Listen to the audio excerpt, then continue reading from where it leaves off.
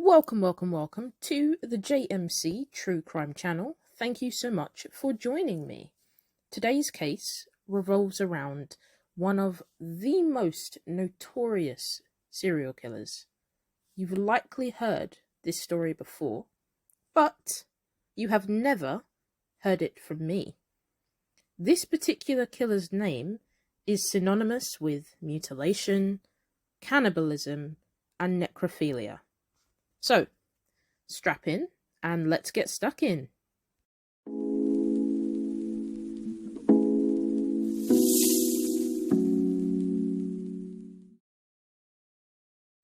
With today's video, I am not going to play coy. As I start to get into the story and provide details, you'll likely begin to piece together exactly who I'm speaking about, if you haven't already from the title of this video alone. So, best to not mess about and just be upfront. When we talk about serial killers, we talk about Ted Bundy, we talk about Charles Manson, Jack the Ripper.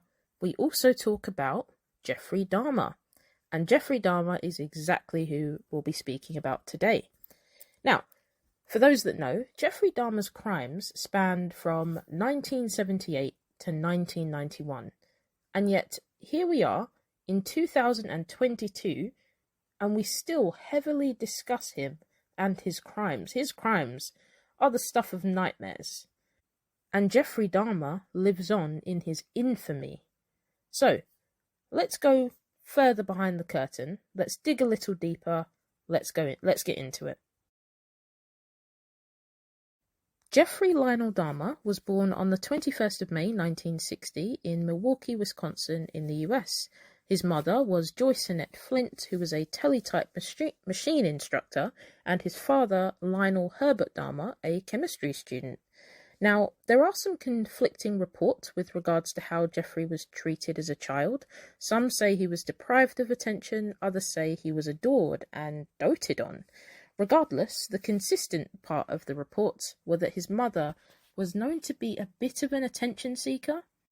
As Jeffrey began the first grade, Lionel's university studies kept him away from home a lot of the time, so when he was home, Joyce, who was both a hypochondriac and suffered from depression, she needed a lot of attention and spent a lot of time in bed.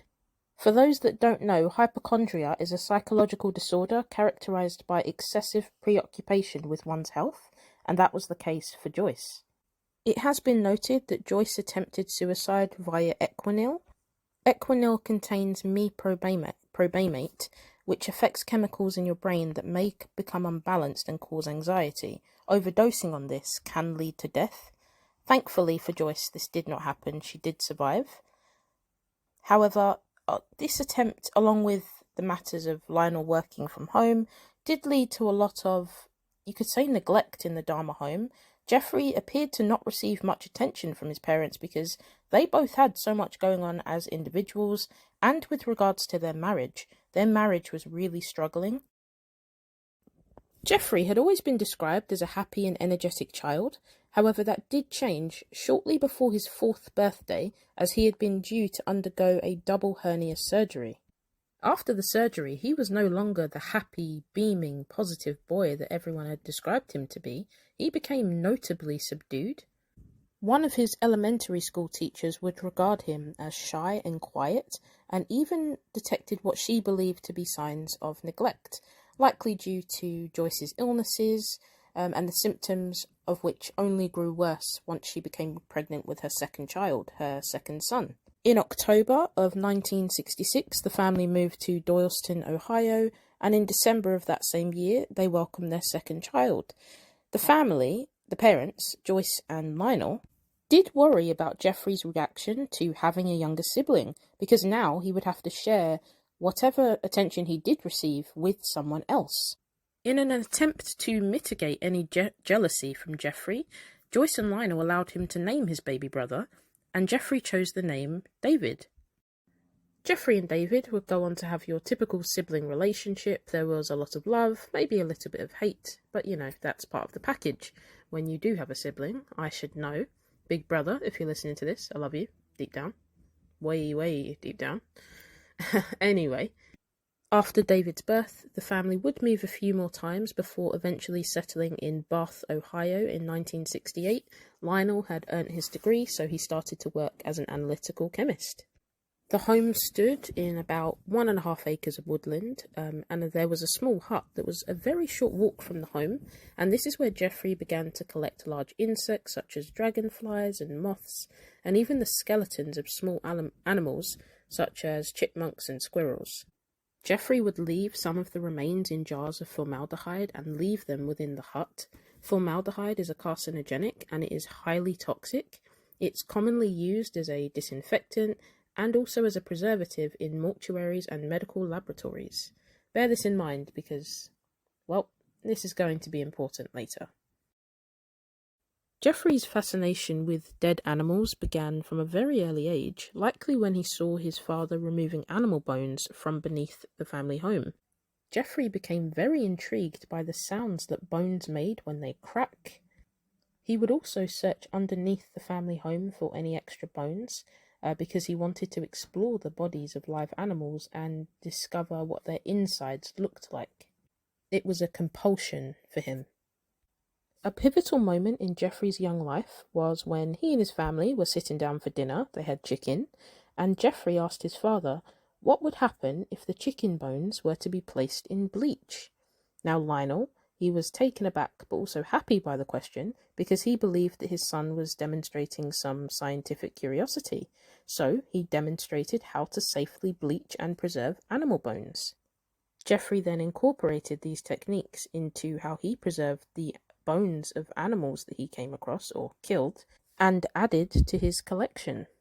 According to one of Jeffrey's friends, in 1975 he decapitated the carcass of a dog and then nailed the body to a tree, impaled the skull on a stick behind his house. Then he invited his friend over to see it as a prank. Whilst all of this was happening, Joyce, Jeffrey's mother, was still continuing to consume Equinil and sleeping pills, and this only widened the distance between her husband, and her children.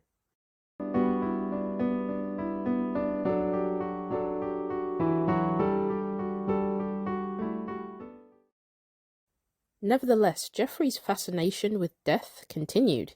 He would find animals on the road, dismember them so he could look inside and see how the pieces fit. He viewed them as puzzles and continued to store their bodies or their carcasses in the family shed. I recall reading a report where Lionel, Jeffrey's father, pondered back to a time when Jeffrey was 4 and he asked what would happen if he were to cut into his belly button. It appears that Jeffrey always had the fascination of wanting to know what was going on the inside, be it animals or human beings. Lionel was aware of Jeffrey's fascination, so to speak, but he didn't think anything of it. He thought that this was a great hobby for his son to have, and he encouraged him. So, with that said, here's a quick question time. At this point in the game, Jeffrey Dahmer, let's say he's 15, 16, he's killing animals, he's cutting them up, he's dismembering them, he's storing some insects in formaldehyde, he's doing all of this madness. What should his parents have done? Should they have stepped in? Should they have sought help for him? What would you have done had this been your son? Let me know in the comments. As Jeffrey began his freshman year at Revere High School in Bath Township, Ohio, he was seen to be a bit of a social outcast. He had begun to drink a lot of beer and hard alcohol, and then he would conceal the liquor either inside his jacket or his locker. Now, he was questioned by a classmate who was asking, why is he drinking scotch so early in the morning? And his answer is that it was his medicine. Now, I do think this is a small little nugget into his mindset. After all, at this point, Jeffrey is only a teenager, so why does he need medicine in the form of alcohol? What is it that he's trying to heal? Now, we know what happened in his early years with him dismembering animals, and we know what will happen with his later years with killing human beings. But at this point in time, What was Jeffrey trying to heal? Did he know that something was amiss with him? And knowing what we know now of Jeffrey and who he grows to be, perhaps this was a big indication of what was to come. Okay, so let's switch back to his early life. When Jeffrey reached puberty, he discovered he was gay. However, he didn't tell his parents. I did watch a lot of videos with Lionel, and Lionel stated that had Jeffrey told him, back when Jeffrey realised, he wouldn't have been accepting. He would have sent him off to a program to change his way of thinking. Those were Lionel's exact words, so you can completely appreciate why Jeffrey didn't share this information. And you can imagine this was likely quite confusing for him. He didn't have anyone to confide in, so he was really by himself as he was navigating this. He did have a brief relationship with an unknown teenage boy, although they never had sex. This, however, was a pivotal point for Jeffrey, because this is what initiated his desire to dominate and control a completely submissive male partner. Over time, Jeffrey's fantasies began to involve dissection. He wanted to dissect a partner's body, or a male partner's body. When he was 16, he envisioned knocking out a male jogger that he had seen, one that he found attractive, and using his body sexually as he saw fit. He actually once concealed himself in bushes with a baseball bat so he could put this plan into action. However, the jogger wasn't present for the day that Jeffrey had planned. Thankfully. This was the first time Jeffrey tried to attack a person. This also marked the time when Jeffrey began to think of people not as living, breathing human beings, but objects that he could use and control and dissect. Following this, at school, Jeffrey became known as the class clown. When he would pull a prank, it would be deemed doing a Dahmer. These pranks typically included pretending to have cerebral palsy or having epileptic seizures at school or at local stores. By 1977, when Lionel was 17, his grades had gone downhill massively, and so his parents hired a tutor. But this didn't receive much success. His grades continued to decline. As I mentioned before, Lionel and Joyce's marriage had been struggling for some time, so in an attempt to save it, they attended counselling. However, they did continue to fight quite frequently. In September of 1977, Lionel discovered that Joyce had had an affair, and that was their breaking point. That was when they knew they had to call it quits. So they decided to divorce, but to do so amicably. And they told their sons. In early 1978, Lionel moved out of the family home. The two sons, Jeffrey and David, stayed with Joyce, so they remained in her care. A few weeks before Jeffrey's high school graduation, a teacher saw him sitting close to the school parking lot, and he was drinking many cans of beer. The school teacher did threaten to report the matter, but Jeffrey said he was experiencing, and I quote, a lot of problems at home, of course tied to his parents' divorce and the things he was struggling with internally.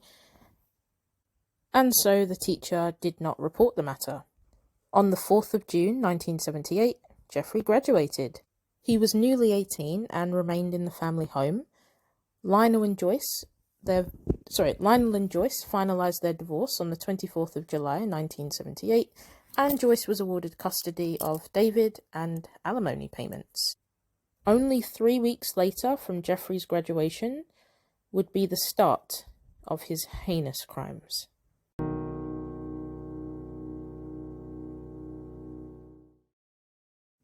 Jeffrey had fantasized about picking up a hitchhiker and taking complete control of him. On the 18th of June, Jeffrey put this plan into action. He picked up a hitchhiker named Stephen Mark Hicks. He was 18, about to be 19. And at this point, his father Lionel was staying in a nearby motel, and his mother Joyce and brother David had moved to Chippewa, Wisconsin. So Jeffrey had the house completely to himself, and he took full advantage. Jeffrey invited Stephen back to the house to have some drinks, and despite the fact that Stephen had been on his way to a rock concert, he accepted the offer and went back to the house with Jeffrey. For the next few hours, they talked, they drank, they listened to music, they just relaxed and had a good time. Things seemed to be going quite well. According to Jeffrey, the sight of Stephen's bare chest stirred some sexual feelings, although once he heard Stephen talking about girls, he believed that any sexual move he made on him would be rejected. So he didn't make one. They just continued to hang out and enjoy each other's company. Eventually, it came to a time where Stephen was ready to leave, but Jeffrey didn't want him to. I think Stephen wanting to leave arose some feelings of being abandoned or possibly being left behind in Jeffrey, and that partially led into what would happen next. Stephen had been sitting in a chair when Jeffrey picked up a 10-pound dumbbell and struck Stephen twice from behind with it. Stephen fell unconscious, and then Jeffrey strangled him to death with the bar of the dumbbell. He stripped the clothes from Stephen's body before exploring his chest with his hands, and he masturbated over him as he stood above Stephen's corpse. As I mentioned earlier in the video, Jeffrey enjoyed dissecting things. Previously it had been animals or insects. Stephen would be the first person Jeffrey would dissect. He then buried Stephen's remains in a shallow grave at the back of his house. Then several weeks later, he would remove the remains and peel Stephen's flesh from the bones. He then dissolved the flesh in acid, flushing the solution down the toilet. Then he crushed Stephen's bones with a sledgehammer and scattered them in the woodland behind the family home. Stephen Mark Hicks was the first of Jeffrey's many victims. And you can only imagine how devastating this was for his family, his friends, for anyone who loved him. I mean, just reading this myself, I knew what I was getting into reading up about Jeffrey Dahmer, but there are some things that just get you, and this got me. My gosh. Aside from the satisfaction that Jeffrey experienced since killing Stephen, he was unaffected. 6 weeks after Stephen's murder, Lionel and his new fiancée Sherry came back to the family home and discovered that Jeffrey was living there alone. In August of 1978, Jeffrey enrolled at Ohio State University, also known as OSU, hoping to major in business. However, his persistent alcohol abuse derailed his studies. He failed in every subject with the exception of riflery, although he only received a B- grade. Jeffrey was not a stupid man. However, his overall GPA, also known as grade point average, was 0.45 out of 4.0. Absolutely shocking. Absolutely terrible. To be frank. There was even a time when Lionel paid Jeffrey a surprise visit at his dorm room, only to see all of the empty alcohol bottles completely scattered all across the room. And despite the fact that Lionel had paid in advance for Jeffrey's school year, Jeffrey dropped out of OSU after just 3 months. In January of 1979, Lionel insisted that Jeffrey join the army, which he did. He trained as a medical specialist in Fort Sam Houston in San Antonio, Texas. And on the 13th of July 1979, he was deployed to West Germany, where he served as a combat medic. It appeared that in Jeffrey's first year of service, he was a slightly above average soldier. Over a year later, in March of 1981, Jeffrey's alcohol abuse had continued, and so his performance as a soldier had deteriorated, where he was deemed unsuitable for military service and was discharged. He did receive an honourable discharge, as his superiors didn't believe that any problems he had in the army would be applicable to civilian life. Oh, how wrong they were. On the 24th of March 1981, Jeffrey was sent to Fort Jackson in South Carolina and was given a plane ticket so that he could travel to anywhere he wanted in the country. He didn't feel that he could return home to face his father, as he felt he was disappointing him given the fact that he had been discharged, so he opted to go to Miami Beach, Florida, because he was, as he said, tired of the cold. He also wanted to try and live by his own means, stand on his own 2 feet, and live a bit more independently. In Florida, Jeffrey found a job at a deli and rented a room in a nearby motel. He spent most of his salary on alcohol, as I said previously. He just continued to drink and drink and drink. And because of this, he was soon evicted from the motel because he didn't pay his rent. He did continue to work at the deli until he gave in and called his father, asking to return to Ohio in September of that same year. After returning back to Ohio, Jeffrey lived with his father and new stepmother Sherry, and asked to be given chores to occupy his time because he didn't have a job, and aside from drinking, that's really all he could do to occupy his time. However, 2 weeks after returning to Ohio, Jeffrey was arrested for drunk and disorderly conduct and was fined $60 and given a suspended 10-day jail sentence.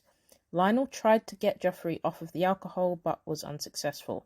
In December of 1981, Lionel and Sherry sent Jeffrey to live with his grandmother in West Allis, Wisconsin. His grandmother was the only one that Jeffrey seemed to have any kind of affection for, and so the hope was that that affection would lead to some positive change in Jeffrey and with his behaviour.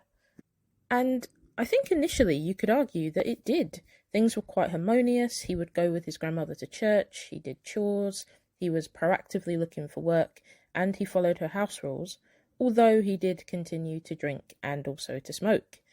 In early 1982, Jeffrey found a job as a phlebotomist. A phlebotomist is a profession where you take blood samples from patients, which are examined in a laboratory, and then the results can be used to quickly diagnose diseases and conditions. Jeffrey held this job for 10 months before unfortunately being laid off. In the following 2 years, Jeffrey was unemployed and he just lived off the money that his grandmother kindly gave him. I do want to quickly add that shortly before Jeffrey lost his job as a phlebotomist, he was arrested for indecent exposure. On the 7th of August in 1982, at the Wisconsin State Fair Park, he exposed himself on the south side of the Coliseum, where there were lots of women and children present. For this, he was convicted and fined $50 plus court costs. What possessed him to do this? No idea.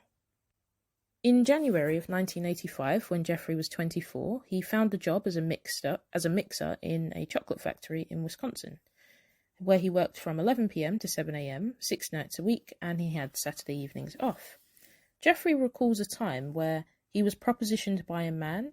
The stranger threw Jeffrey a note offering to perform oral sex on him. Jeffrey didn't respond to the proposition, but this did awaken his desires of control and dominance that he had initially developed back when he was a teenager. So, he began to familiarize himself with Milwaukee's gay bars, gay bathhouses, and bookstores. He was also known to have a male mannequin that he had stolen from a store, which he would use for sexual stimulation. That was until his grandmother discovered the item and demanded that he get rid of it. As 1985 came to a close, Jeffrey was frequently visiting these bathhouses, but during his sexual interactions with the men he found attractive, he became quite annoyed when they would move during the act. And so, roughly 6 months later, he would begin to mix sleeping pills into the alcohol that he would give his sexual partners, and then he would wait for them to fall asleep before performing different sexual acts on them. To ensure that he always had a consistent supply of sleeping pills, Jeffrey would tell his doctors that he worked nights and he needed the pills to help his body adjust to working such unsociable hours. Nevertheless, after about 12 instances of this, the bathhouse's administration revoked Jeffrey's membership, and so he started to use hotel rooms to continue this activity. It has been noted that shortly after Jeffrey's membership to the bathhouse was revoked, Jeffrey read a report in a newspaper about the upcoming funeral of an 18-year-old boy, so he decided he wanted to steal the corpse and take it home. So, according to Jeffrey, he attempted to dig up the coffin from the ground, but found the soil too hard and so had to abandon the plan. In September of 1986, Jeffrey was arrested for a charge of lewd and lascivious behaviour, as he had masturbated in the presence of two 12-year-old boys. Initially, he did say he had been urinating, however, he later admitted to the offence. He was sentenced to 1 year of probation with additional instructions that he was to undergo counselling, as the charge was later changed to disorderly conduct. So, just to quickly recap where we are right now in this period of Jeffrey's life. His parents divorced back when he was a teenager. 3 weeks after his high school graduation, he brutally killed Stephen Hicks. And it's been 9 years since Jeffrey has killed. He was in the army, he was discharged, he had a job, he lost it. He's had multiple instances of being arrested for inappropriate conduct. And we are about to dive into his second murder, which took place in 1987. On the 20th of November 1987, Jeffrey, still living with his grandmother in West Allis at the time, he met Stephen Toomey, who was a 25-year-old man from Michigan. He persuaded Stephen to join him in his hotel room at the Ambassador Hotel in Milwaukee, where Jeffrey had rented a room for the night. Jeffrey says that he didn't intend to hurt Stephen, he just wanted to drug him and have sex with him whilst he was unconscious. Of course, this is still hurting him, but in Jeffrey's mind, he didn't think things would escalate. The following morning, Jeffrey woke up to find Stephen lying beneath him across the bed. His chest was bruised and had been crushed in. Jeffrey's forearms were bruised. He was black and blue with bruises, and blood was pouring from the corner of Stephen's mouth. Jeffrey's fists were also extensively bruised. Jeffrey would later say that he has absolutely no memory of killing Stephen and that he blacked out, but he soon came to the understanding that he had beaten Stephen to death. Whether or not you buy Jeffrey's explanation is completely up to you. Personally, I don't. This is a man who has killed before. This is a man who has a history of drugging men, having sex with them. So to me, the idea that he didn't mean to kill Stephen is slightly asinine. That's just me, though. Now I need to tell you how Jeffrey disposed of Stephen Toomey's body, and you may need to cast your mind back to how he disposed of Stephen Hicks's body, because there are similarities and also obvious differences. So, the first thing Jeffrey did was buy a large suitcase where he put Stephen Toomey's body to transport to his grandmother's house. Then 1 week later, he severed Stephen's head, arms, legs from his torso, then filleted the bones from the body before cutting the flesh into pieces that were small enough to manage. This is what Jeffrey says. Jeffrey then placed the flesh inside plastic garbage bags, and he wrapped the bones inside a sheet and pounded them into splinters with a sledgehammer. Jeffrey would later say that the entire dismemberment process took about 2 hours to complete. He then disposed of all of Stephen's remains, except the head.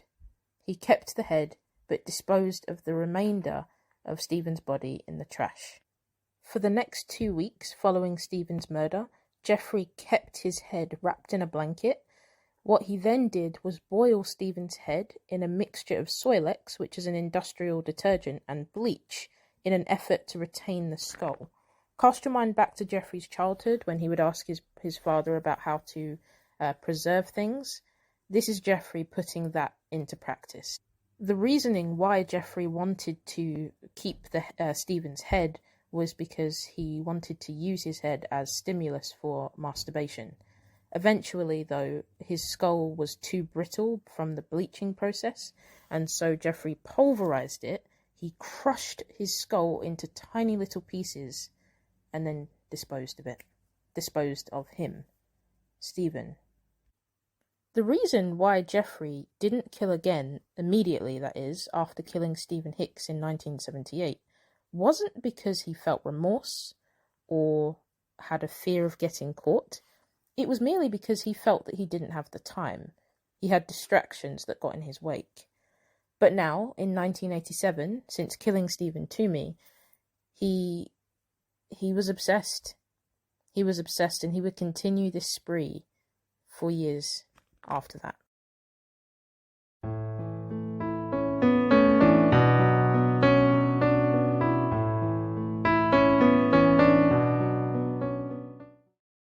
So, Stephen Toomey's murder awakened Jeffrey's innate desire for control and dominance, and the way he expressed that was with drugging and subsequently killing men. So, he continued this. He began to proactively seek victims that he met in gay bars and then lure them back to his grandmother's home. He would drug them with sleeping pills either before or after sex, and then he would strangle them to death. This would become Jeffrey's MO. 2 months after killing Stephen Toomey, Jeffrey met a 14-year-old Native American male prostitute named James DOXTATOR. Jeffrey lured the young boy back to his own home with an offer of $50 to pose for nude photos. Now, I just want to pause for a moment and note that this happened in January of 1988, so Jeffrey is 27 years old at this time. James is 14. Even if we didn't know what we know about Jeffrey, this is immediately a red flag. 27-year-old, 14-year-old. But, of course, Jeffrey is a red flag in and of it. Well, he's just a red flag in general. Let's continue. Once James came back to Jeffrey's grandmother's home, they engaged in sexual activity before Jeffrey drugged James and then strangled him on the floor of the cellar. Jeffrey then left his body in the cellar for the entire week before dismembering him in the same manner that he did with Stephen Toomey. He then placed all of James's remains, excluding the skull, in the trash, again just like Stephen Toomey. He then boiled and cleansed the skull in bleach, but again, the skull had been rendered far too brittle by the bleaching process, so Jeffrey crushed the skull 2 weeks later. On the 24th of March 1988, Jeffrey met a 22-year-old bisexual man named Richard Guerrero outside of a gay bar called The Phoenix. And just like with James, Jeffrey was able to convince Richard to come with him back to his grandmother's home and used again an incentive of $50 to do so. He then drugged Richard with sleeping pills and strangled him to death with a leather strap. Jeffrey then does something that he hadn't done before. He performs oral sex on Richard's corpse. Jeffrey dismembers Richard's body within 24 hours of murdering him and again disposes of his remains in the trash. Jeffrey keeps the skull, but again, doing something different to what he had done before, he does pulverize it, but he waits months instead of weeks or instead of hours to do so. You can almost assume that Jeffrey is getting more confident with each kill he makes. On the 23rd of April of that same year, there was a quote-unquote lucky escape for a young man. Jeffrey had found someone and brought them back to his grandmother's home. He had drugged this man's coffee and fully intended to kill him, as he had with 3 men prior. However, his grandmother called down, "Hey Jeff, is that you?" And Jeff did reply in a way that was meant to make his grandmother think he was alone, but his grandmother could tell he wasn't. And so, to avoid suspicion, Jeffrey waited until his victim had fallen unconscious and then took him to the hospital. In September of 1988, Jeffrey's grandmother asked him to move out. He had been drinking for so many years that she had just reached her breaking point with his behaviour. She also noted his habit of bringing young men back to the house and the foul smell that would always come from the basement and the garage. As we know, these are the smells of dead bodies rotting. So, Jeffrey did as his grandmother asked and he moved out. On the 25th of September, he found a new home. It was a 1-bedroom apartment. Only 2 days later, he was arrested for drugging and sexually fondling a teenage boy that he had lured back to his home under the pretext of posing nude for photographs. Gerard Boyle was hired to defend Jeffrey, and at Gerard's request, Jeffrey underwent a series of psychological evaluations prior to the upcoming court hearing. These evaluations revealed that Jeffrey harboured deep feelings of alienation and was an impulsive individual. On the 30th of January 1989, Jeffrey pled guilty to charges of second-degree sexual assault and of enticing a child for immoral purposes. Sentencing was suspended until May, and so in March, Jeffrey moved back into his grandmother's home. It was on the 25th of March 1989 that Jeffrey met his 5th victim, mixed-race 24-year-old aspiring model named Anthony Sears. Jeffrey would later say that he didn't intend to commit a crime on that particular evening. However, Anthony just started talking to him. Jeffrey brought Anthony back to his grandmother's home where they engaged in oral sex, and then Jeffrey drugged and strangled Anthony to death. The next morning, Jeffrey placed Anthony's corpse in his grandmother's bathtub, where he decapitated the body before attempting to peel the flesh from his corpse.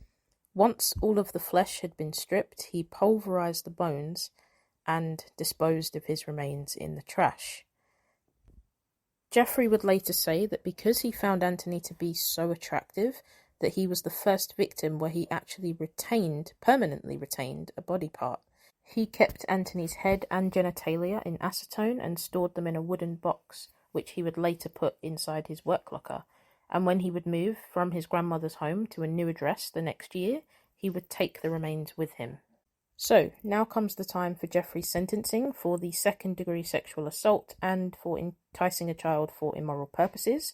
On the 23rd of May of 1989, when Jeffrey was 29, he was sentenced to 5 years probation and 1 year in the House of Correction. He was also required to officially register as a sex offender. If you ask me, this should have happened years ago. Go back to when he was masturbating in front of 2 boys. Why didn't this happen then? So as I mentioned, as part of Jeffrey's sentencing, he had to serve 1 year in the House of Correction. This was with a work release permitted in order that he be able to keep his job. So 2 months before he was scheduled to be released from the work camp, he was actually paroled. And this is when his 5-year probationary period began. Upon his release, Jeffrey temporarily moved back in with his grandmother before, in May of 1990, getting his second apartment, which was located on the North 25th Street in Milwaukee. It was located in a high-crime area, but it was close to his workplace and relatively inexpensive. On the 14th of May 1990, Jeffrey had officially moved out of his grandmother's home and into the new apartment. He took Anthony's mummified head and genitalia with him, and 1 week later, Jeffrey had claimed his 6th victim. His name was Raymond Smith. Raymond was 32 years old. He was a male prostitute who Jeffrey had again lured back to the apartment with the promise of $50 for sex. Once Raymond was in the apartment, Jeffrey laced his drink with 7 sleeping pills and then strangled him again to death. The next day, Jeffrey went to the store and bought a Polaroid camera. He used this camera to take several pictures of Raymond's body in suggestive or sexually suggestive positions before he dismembered him in the bathroom. What he did this time was he boiled Raymond's legs, arms, and pelvis in a steel kettle with Soilex, which allowed him to then rinse the bones in his sink. Jeffrey dissolved the rest of Raymond's skeleton, again excluding the skull, in a container filled with acid. Something that Jeffrey hadn't yet done with his previous victims but did try with Raymond was that he spray painted his skull and then placed Raymond's skull next to Anthony's on a black towel inside of a metal filing cabinet. Roughly 1 week later, Jeffrey was on the hunt again, and he had found another young man, brought him back to his apartment, and intended to kill him in the same way he had many times before. However, this time was different. Jeffrey had laced the drink, but he accidentally consumed it himself, and so when he came to the following morning, he saw that the young man had actually stolen several items of his clothing, $300 and a watch. He never reported the incident to the police, but he did eventually tell his probation officer that he had been robbed. A little bit of just desserts, but not nearly enough. In June of 1990, Jeffrey brought 27-year-old Edward Smith back to his apartment. He drugged and strangled Edward. And with Edward's murder, Jeffrey tried to preserve his body via another method. He placed Edward's skeleton into the freezer, hoping that it wouldn't retain moisture, and he left his skeleton in the freezer for several months to attempt to ensure this. Jeffrey was wrong. Freezing his skeleton did not remove the moisture, and so he would eventually have to acidify his body months later. Jeffrey would then put Edward's skull in his oven to dry it. This is something that would cause the skull to explode, and Jeffrey would be unable to retain any part of Edward's body. Roughly 3 months after Edward Smith's murder, Jeffrey met 22-year-old Ernest Miller outside of a bookstore. Jeffrey offered Ernest how much money?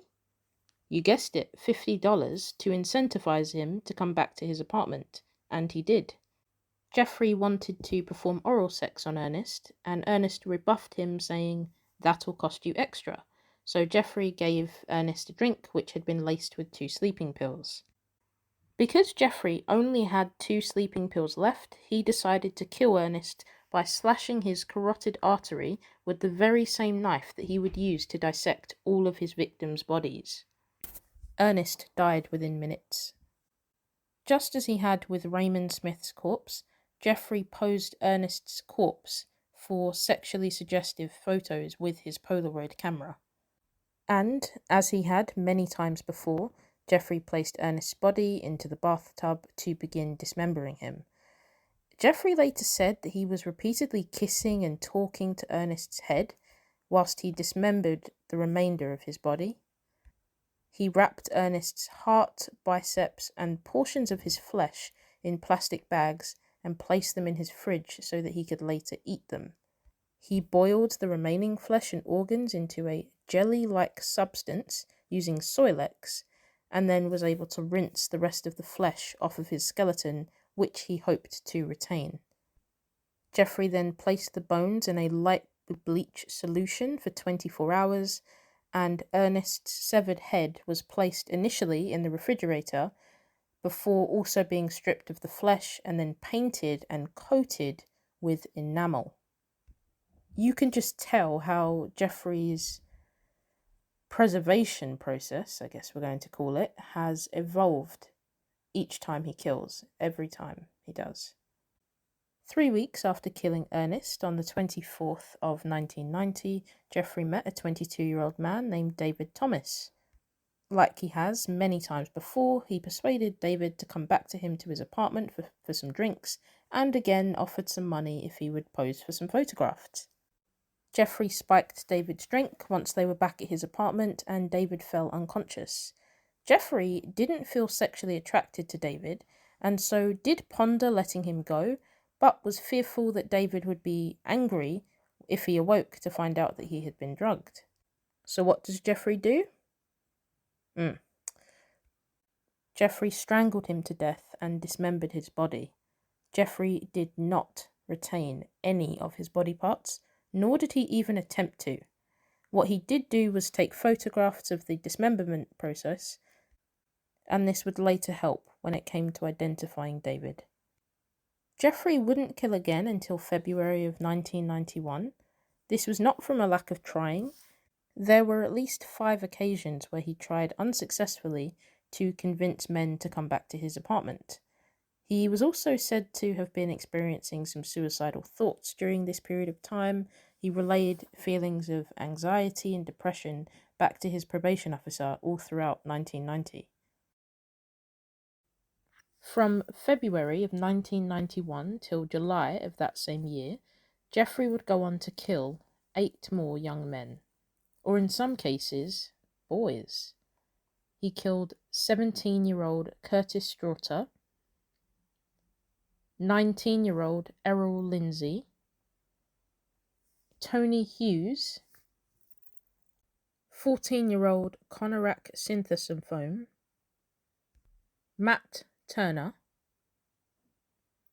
Jeremiah Weinberger, Oliver LACY, and his final confirmed murder was of Joseph BRADEHOFT. This brings Jeffrey's total number of confirmed kills to 17. 17. And this spanned across 13 years. That's how long he got away with this for. But now we can talk about his capture.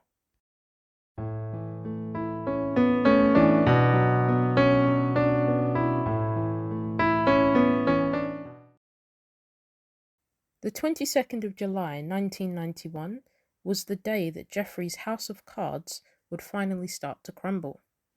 He approached 3 men and offered them money to come back to his apartment to pose for nude photographs. Absolutely nothing out of the ordinary for Jeffrey. Only one of the 3 agreed, and that one was 32-year-old Tracy Edwards. If you're familiar with Jeffrey Dahmer and his story, you may also be familiar with Tracy Edwards, because Tracy is the one that lived. Upon entering Jeffrey's apartment, Tracy could immediately smell that disgusting odor of rotting bodies and severed heads, and he saw several boxes of hydrochloric acid. Jeffrey explained that this was to be used for cleaning, and Tracy accepted that. They then went on to make some small talk. When Tracy was distracted, Jeffrey placed a handcuff on his wrist, and when questioned, Jeffrey reiterated that he still wanted to take those nude pictures of Tracy. Jeffrey then brought out a knife, placed his head on Tracy's chest, and informed Tracy that he wanted to eat his heart. Tracy, now fearing for his life, would attempt to pacify Jeffrey by stating that they were friends and that he wasn't going to run away.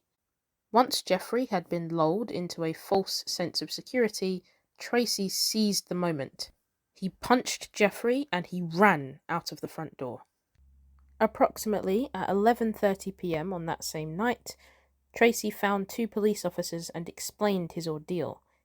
Tracy accompanied these two officers back to Jeffrey's apartment, where finally Jeffrey's crimes would be revealed. These two officers would find numerous pictures detailing exactly what Jeffrey had done to his victims. As you recall from earlier on in this video, Jeffrey had photographed and documented the dismemberment process, and that's exactly what these Polaroid pictures confirmed. They were evidence. That night, Jeffrey found himself laying pinned down on the floor under one of the police officers, and he muttered, "For what I did, I should be dead." Is he wrong? I do want to note that once the Milwaukee police had conducted a more detailed search of Jeffrey's apartment, they were horrified by what they found.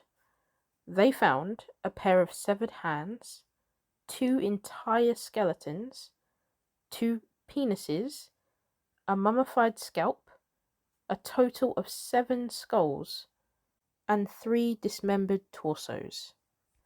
There were a total of 74 Polaroid pictures found, and the chief medical examiner would later say it was more like dismantling someone's museum than an actual crime scene.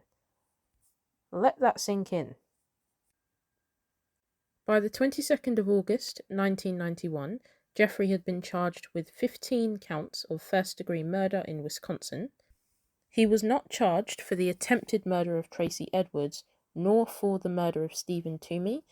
The reason why he wasn't charged for Stephen Toomey is that the district attorney only brought charges where the murder could be proven beyond a reasonable doubt, and Jeffrey had no memory of his murder, and there was no physical evidence that the crime had even existed. This was a crushing blow for Stephen Toomey's family, because at the very least, he deserved justice.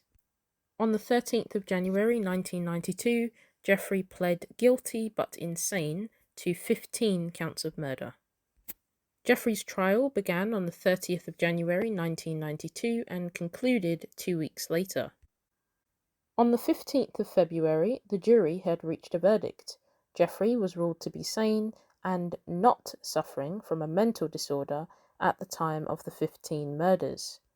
On the 17th of February, 2 days later, Jeffrey was sentenced to life imprisonment plus 10 years upon the first 2 counts.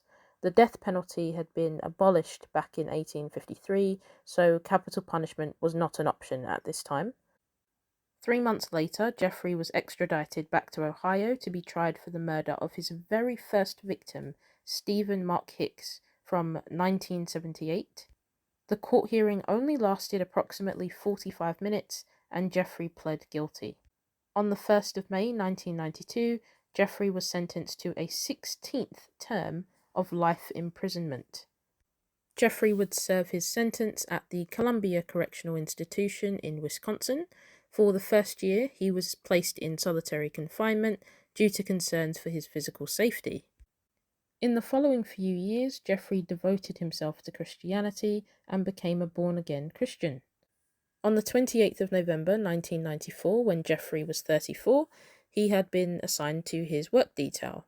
With him were his 2 fellow inmates, Jesse Anderson and Christopher Scarver. Jesse Anderson was a convicted murderer, as was Christopher Scarver. The trio were left unsupervised for about 20 minutes in the prison gym. Both Jesse and Jeffrey would be beaten and bludgeoned to death by Christopher. You may already be aware, but the majority of Jeffrey's victims were black men or black boys, and Christopher Scarver was a black man himself. It is believed that Christopher killed Jeffrey due to Jeffrey's crimes against black men. Jeffrey's family were understandably devastated. We cannot overlook Jeffrey's heinous crimes. Absolutely cannot overlook that. I can also acknowledge that he was a brother, he was a son. He had people that cared about him, and those he left behind felt his loss. In the years following Jeffrey's death, his mother Joyce did attempt suicide once more before dying of cancer in November of 2000. David, Jeffrey's younger brother, changed his last name and lives in anonymity. I can only imagine what it must feel like to be the brother of a notorious serial killer. Yeah, I would change my name too.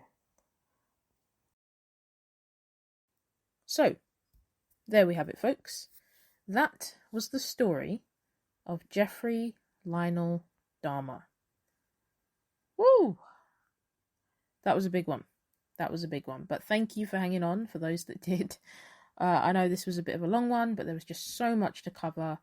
There really wasn't any way to circumvent that. Please be sure to give this video the thumbs up, leave a comment and subscribe. I'll be back with you soon.